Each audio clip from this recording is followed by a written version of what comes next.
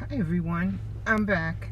I just wanted to bring something out of what happened with yesterday's video. There was a point in the video where I was reading Colossians 2:8, and it said, "Don't let anybody take you captive and lead you from the philosophers." And when I said the philosophers, I started to say Aristotle, and I wanted to say Plato. I wanted to say, after I said Aristotle, I wanted to say Plato. But the beginnings of a word came out, it was Plutarch, that the Holy Spirit wanted to say. And I stopped it because in my head I wanted to say Plato, but the Holy Spirit wanted to say Plutarch, because in that video I says, well, who knows where this started and what the origin was of all this tradition. So see, the Holy Spirit wanted to say Plutarch. I'm going to play you the clip. It says, "And see to it that no one takes you captive through hollow and deceptive philosophy." Oh boy, philosophy.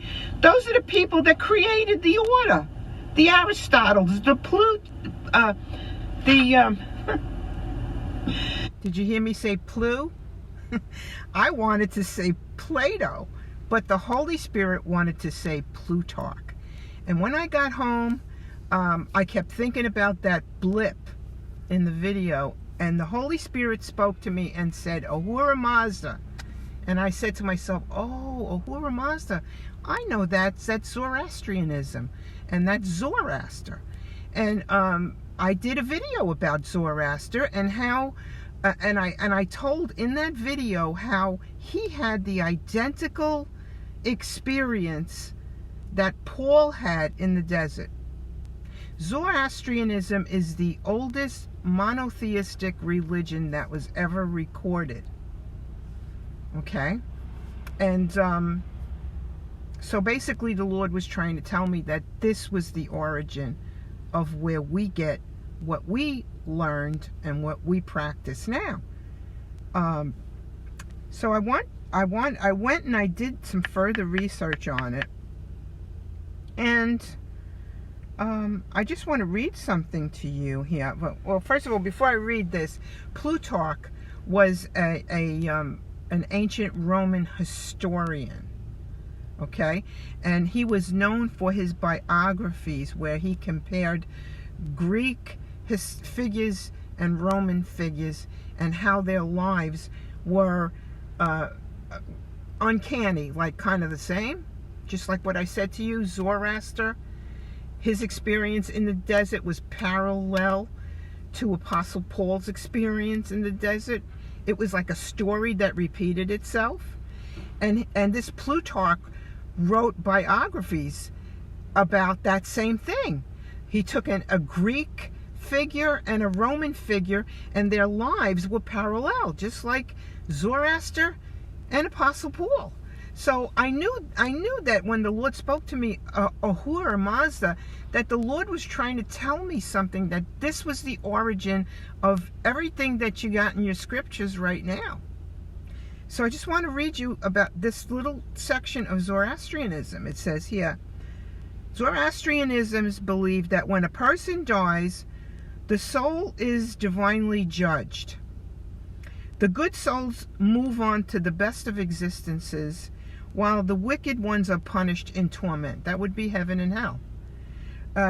As the end of the world approaches, the dead would be resurrected into new bodies. We have that. Paul, we have that. Okay? The world will burn, but only the wicked will suffer any pain. The fires will purify creation and purge wickedness. Angra Mainyu, which is the equivalent to Satan in this religion, Zoroastrianism, Angra Mainyu will either be destroyed or be made powerless, and everyone will live in paradise except perhaps the extremely wicked, which some sources believe will continue to suffer endlessly. All right. So look, everything that we're reading now trickled down from this religion. So who was Paul? And what was Paul studying? Was he studying Zoroastrianism? Was he following Zoroaster? Because he had the same experience in the desert as he did. And he preached the same stuff about the end times and the resurrection of the dead. So, see, the Lord wanted me to bring that out.